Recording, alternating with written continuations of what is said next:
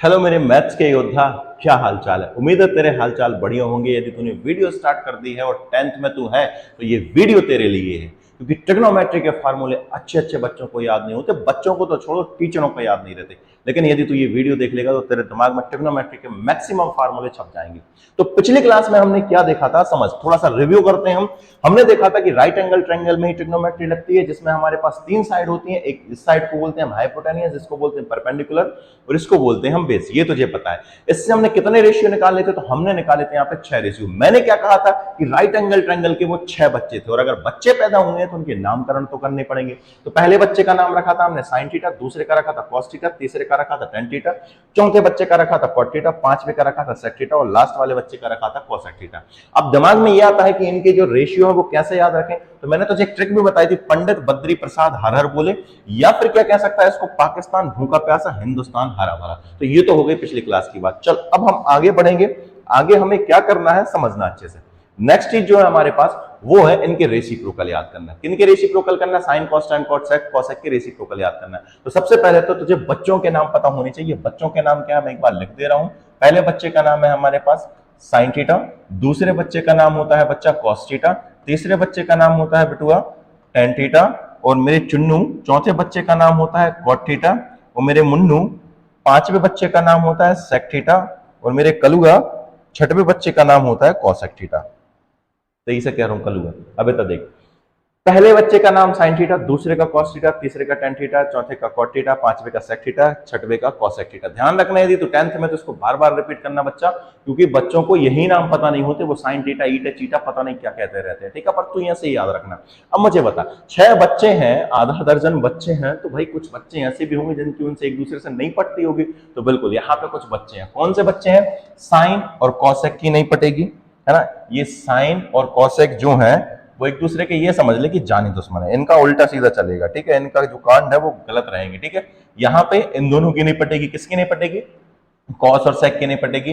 और यहाँ किसकी नहीं पटेगी? कॉट और टेन की नहीं पटेगी। ये दोनों भी एक दूसरे के खून के प्यासे रहेंगे। या फिर इन दोनों का रिश्ता वो या तो भाई भाई रहेगा, मतलब रहता है ना कि कभी कभी बहुत गुस्सा आ गया एक दूसरे से लड़ने लगे, लेकिन कभी कभी ऐसा होता है कि बहुत प्रेम आ जाता है भाई भाइयों में। तो ये वही है। इनका क्या है, आपस में प्रेम बहुत कट्टर है। ये दोनों बहुत अच्छे हैं, मतलब ये कभी दुश्मन बन जाते हैं, कभी दोनों भाई भाई हो जाते हैं। अब बात समझ, कैसे भाई भाई कैसे दुश्मन। देख, साइन हमने देखा, साइन का दुश्मन कौन है? कॉसेक। तो कॉसेक को उल्टा करेगा, मतलब ये कॉसेक थीटा लिखा है, इसको तू 1 कॉसेक थीटा लिखेगा ना, तो ये किसके बराबर आ जाएगा? साइन के बराबर आ जाएगा। मतलब कहने का मतलब क्या है कि जब तू 1 कॉसेक करेगा तो क्या हो जाएगा? Sine theta. और तू साइन को उल्टा कर देगा ना, साइन को लटका देगा, 1/sin थीटा कर देगा, तो जो काय के बराबर है? कॉसेक के बराबर है। बात समझ में आई कैसे?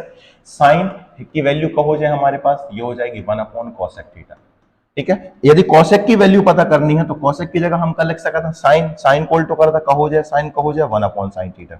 ऐसा याद रखना है अपने, ठीक है। बस याद रखना है, बाकी ऐसा दुश्मन भाई मैथ्स में कभी कोई दुश्मन नहीं होता किसी का, ठीक है।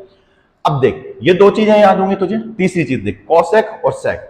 कॉसेक और सेक जो दो एक दूसरे के दुश्मन है। कॉसेक की वैल्यू निकाला तो तू कैसा निकाला? सेक को सेक लटका दे, उल्टो कर दे, ठीक है। इतना देख, वही करो हमने। कॉसेक थीटा की जब वैल्यू निकाले तो सेक लटका दे। सेक और कॉसेक एक दूसरे के दुश्मन रहता है। यदि तू सेक की वैल्यू निकाले तो क्या करा जाए? कॉस लटका दे, एक दूसरे को दुश्मन हो जाए, वही है ना, कॉस थीटा होगा। इतना लिख देना। देख, कॉस की वैल्यू निकालेगा तो 1/sec थीटा, सेक की वैल्यू निकालेगा तो 1/cos थीटा। अब आती टेन की बात। टेन तू कर लेगा? अरे तू कर ले, बनना चाहिए थे सर।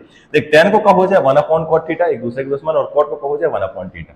इतना भी लिख देना मैं। कॉट को कब हो जाए? टेन को कब हो जाए? कॉट लटका दे, तो जो हो जाए हमारे पास कॉट थीटा 1/cot थीटा, और कॉट को कब हो जाए? टेन लटका दे, तो 1/, को हो जाए टेन थीटा। एक दूसरे के दुश्मन। साइन को उल्टो कॉस लटका दे, कॉस को उल्टो साइन लटका दे, कॉस कॉसेक लटका दे, ठीक है। कॉस को उल्टो सेक लटका दे, सेक को उल्टो कॉस लटका दे, टेन को उल्टो कॉट लटका दे, कॉट को उल्टो टेन लटका दे। बात ते समझ में आई? तो क्या सर जी बिल्कुल समझ में आ गई। एक और ते मैं अगली चीज बता रहा हूं, अगली चीज जबत मते है, ठीक है। जो तो भाई कि भाई अपने फार्मूला हो गया।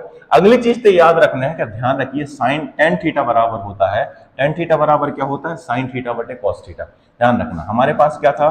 साइन थीटा था, फिर क्या आया था?